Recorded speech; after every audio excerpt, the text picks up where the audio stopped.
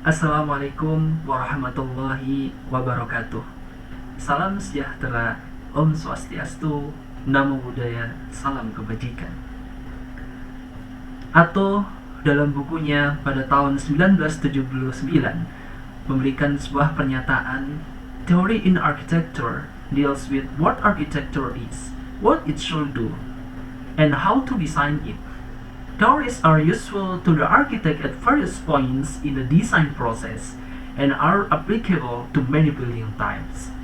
Atau dalam bukunya menjelaskan bahwasannya teori di dalam arsitektur dapat dilihat dari 3 pertanyaan dasar. Yang pertama adalah what is architecture, kemudian yang kedua what should do, dan yang ketiga how to design. Di mana kita bisa melihat bahwasannya yang pertama what is, kita dapat melihat apa yang dilakukan oleh seorang arsitek dalam proses mendesain sesuai dengan apa yang dijelaskan oleh Atto. Di dalam bukunya menjelaskan identifikasi dari sebuah teori dari seorang arsitek dapat dilihat dari analogi apa yang dia gunakan. Atau mencontohkan beberapa analogi yang mungkin salah satunya yaitu adalah analogi mekanik atau mechanical analogi. Kemudian yang lain ada biological analogi, ada linguistic analogi, ada mathematic analogi, ada pattern language analogi, ada adocis analogi, ada dramaturgical analogi. Dari analogi-analogi tersebut, atau memberikan penjelasan bahwasannya untuk kita dapat mengidentifikasi sebuah teori dari seorang arsitek ataupun seorang teoris, kita bisa melihat analogi apa yang dia gunakan. Yang kedua, what should do atau what it should do. Di mana what it should do atau menjelaskan bahwasannya kita dapat melihat dari 2 poin, yaitu yang pertama tentang general goals, kemudian yang kedua other phenomena atau fenomena apa yang dijadikan pertimbangan dari seorang arsitek dalam berkarya. Yang ketiga how to design, di mana atau menjelaskan dalam bukunya ada 3 poin. Yang pertama staffing, yang kedua procedures, yang ketiga priorities. Raymond Lucas Koolhaas atau sering dipanggil Rem Koolhaas lahir di Rotterdam pada tahun 1944, merupakan anak dari seorang kurator atau kritikus dari film. Bapak dari Rem Koolhaas merupakan kurator film, sehingga dari situlah memberikan sebuah inspirasi yang luar biasa oleh Rem Koolhaas untuk dapat berpikir yang kritis di dalam proses dia belajar, sampai pada saat dia lulus dan kemudian dia mendirikan sebuah biro konsultan yang kita kenal bersama dengan nama besarnya atau yang biasa kita kenal dengan OMA pada tahun 1975. Rem Koolhaas mendirikan OMA bersama 2 temannya. Dari situlah perjalanan Rem Koolhaas pada bidang arsitektur sangat luar biasa, tidak hanya pada sebuah contoh ataupun karya dalam bentuk bangunan, tetapi Rem Koolhaas memiliki karya dalam bentuk tulisan yang dijadikan rujukan banyak orang ataupun yang dijadikan pembahasan oleh banyak orang. Dengan buku pertamanya dia, Delirious New York pada tahun 1978, kita bisa mengerti ataupun kita bisa mengenal banyak karya yang dihasilkan oleh Rem Koolhaas dan omanya, yaitu pada dekade 80-an, pada dekade 90-an, pada dekade 2000-an. Dari sini kita coba telaah teori yang disampaikan Atto di dalam bukunya untuk mengenal bahwasanya teori di dalam arsitektur bisa dilihat dari what is, what should do, dan how to design.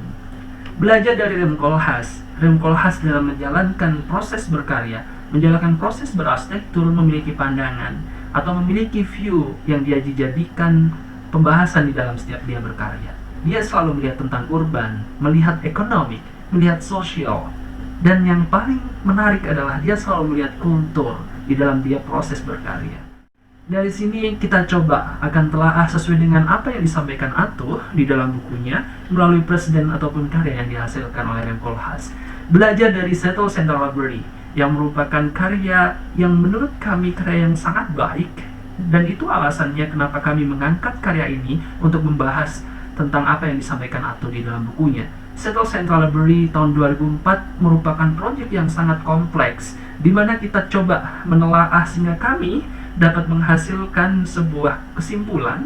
Mungkin kesimpulannya belum tentu benar, hanya saja kesimpulan itu menurut kami yang sangat identik dengan apa yang dijalankan oleh Rem Koolhaas dengan teori yang sangat kita kenal bersama, yaitu Theory of Vagueness.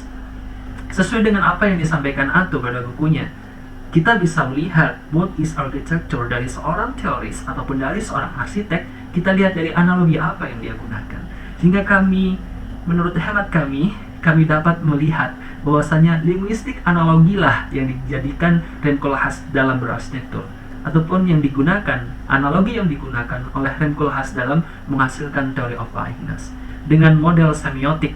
Karena apa? Karena di setiap karya yang dihasilkan oleh Rem Koolhaas, dia menjadikan karya sebagai simbol dalam menyampaikan informasi ataupun bahasa-bahasa. Dari sini kita bisa membahas melalui Settle Central Library juga tentunya what it should do. Sesuai dengan apa yang disampaikan Atto di dalam bukunya, kita bisa melihat sebuah teori dari goals-nya atau yang biasa disebut the task of architecture. Rem Koolhaas cenderung mengartikan ataupun memberikan sebuah informasi bahwasanya karya yang dia hasilkan ataupun karya yang akan dia bangun harus menjadi media informasi di dalam apa saja yang dia buat.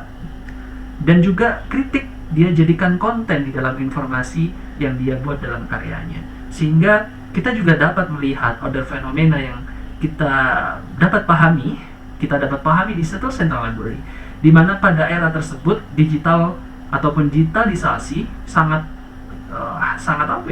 terkenal. Digital sangat menjadi hal yang sangat luar biasa pada saat era Rem Koolhaas mendesain Settle Central Library, sehingga menjadi tantangan tersendiri. Order fenomena itu Rem Koolhaas jadikan sebuah kekuatan dalam dia mendesain Settle Central Library. Dari Settle Central Library pula kita dapat menelaah apa yang disampaikan Atto di dalam bukunya tentang how to design. Ada staffing, prosedur, dan priorities. Melalui karya Rem Koolhaas dengan judul Settle Central Library, kita dapat mengerti, kita coba memahami filosofis apa yang digunakan. Yang tentunya Settle Central Library merupakan sebuah reaksi dari Rem Koolhaas untuk memberikan sebuah kritikan ataupun memberikan sebuah masukan, memberikan sebuah gebrakan baru pada sebuah desain perpustakaan, di mana approach-nya ini sangat identik dengan Rem Koolhaas, yaitu selalu melihat dari bias of program dan juga issues of skill. Prioritasnya pada saat membangun ataupun saat menghasilkan karya Settle Central Library, Rem Koolhaas melihat dari sisi social value, culture value, community value. Dengan artian Settle Central Library tidak hanya menjadi sebuah perpustakaan yang hanya menjadi ruang baca, tetapi di situ menjadi sebuah fungsi di mana menampung berbagai komunitas-komunitas berbagai latar belakang beraktivitas di dalam bangunan tersebut. Kemudian kita bisa belajar dari buku Revealing Architectural Design oleh Pak Plorek ya. Di situ kita bisa melihat salah satu metode yang dia sampaikan di bukunya. Kita bisa coba melihat ataupun menebak bahwasanya Rem Koolhaas di dalam proses berarsitektur menggunakan force-based method dengan content dan function sebagai titik beratnya. Dari situlah kita bisa melihat bahwasanya Settle Central Library adalah sebuah proposal design di mana menjelaskan bahwasanya Rem Koolhaas menggunakan programming di dalam karyanya, di dalam proses berkarya.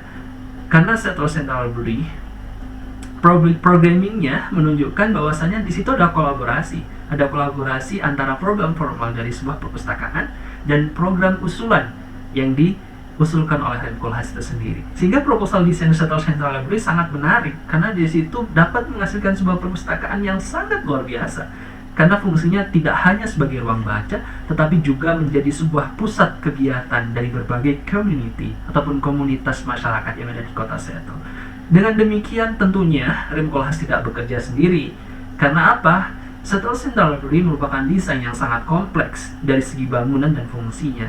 Rem Koolhaas mengajak dari berbagai latar belakang keilmuan, sehingga semangat go collaborate di dalam Settle Central Library sangat terlihat. Sehingga terakhir kita dapat menarik sebuah kesimpulan dari cerita panjang Rem Koolhaas beserta karya-karyanya melalui biro arsitekturnya yang kita kenal dengan OMA. Selalu Rem Koolhaas mengajukan proposal-proposal desain yang inovatif, selalu segar, fresh, dan konteks dengan kekinian. Dan juga OMA dan Rem Koolhaas selalu menjadikan pendekatan bias of program yang dikombinasikan dengan issues of scale ataupun dari pengemahaman Theory of Vagueness itu sendiri. Jadi bias program dan isu dari skala itu mengartikan bahwasanya theory of biasness yang dijadikan ataupun yang identik dengan vinkulasi itu dapat kita pahami. Tapi tidak berhenti di situ juga. Bias of program dan isu soft skill dikombinasikan dengan berbagai kepentingan tentang asosiasi hubungan, tentang okupansi, tentang use, tentang fungsi, dan tentang budaya yang ditimbulkan oleh apa yang sudah Remkolhas buat. Demikian apa yang bisa saya sampaikan. Muhammad Syahrul Ramadan Soleh. Terima kasih.